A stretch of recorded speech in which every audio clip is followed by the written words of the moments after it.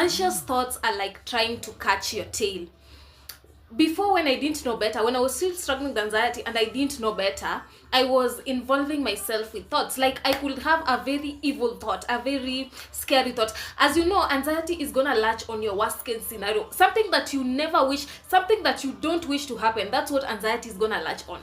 So I used to have thoughts like, okay, the content doesn't matter, it's gonna be a very scary thought, a very evilish thought, and you're like, no, this is not me, this is not me. And anxious thoughts are not you. They are there. You are the awareness behind the existence of these thoughts. Like, you are not those thoughts, you are just the awareness behind these thoughts. Pre-anxiety, you never used to have these thoughts. So you having them right now just proves that you're having them because of, nervous sensitization. So when I didn't know better, I used to have these thoughts and I try solving them. I try arguing with them. You are this type of person, you can do this, like literally just evilish thoughts. And now I try to make those thoughts right. I try to argue with them. I try to solve them.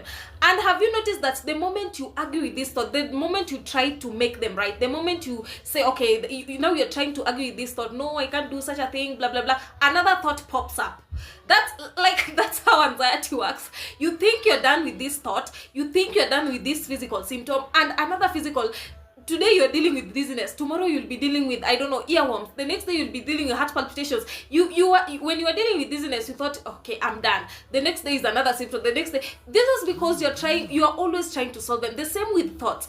Anytime you try to solve an anxious thought, anytime you try to solve intrusive thought, another one will always pop up. So what are you doing? You're trying to catch your tail. You're like, literally, you can't solve your thoughts. You can't argue with these thoughts and win. Anxiety will always win. The best way to solve anxious thoughts, the best way to solve intrusive thoughts is to let them be, is to surrender to them. Whatever it is, I've already told you, you are not those thoughts. Pre-anxiety, you never used to have those thoughts. So they are here, they are existing in your you are just an observer. You are the awareness behind these thoughts. They are not who you are. So if you try to solve them, if you try to make them right, if you try to argue with them, let's say a thought just comes, okay, maybe an what if thought, what if you're going crazy, what if it's not anxiety, what if you are a bad person, what if your partner doesn't love you, they can even be sexual thoughts, incest kind of thoughts. Like, anxiety is gonna latch on the worst case scenario. If you give these thoughts attention, you are sending a wrong signal to the brain that really these thoughts are important.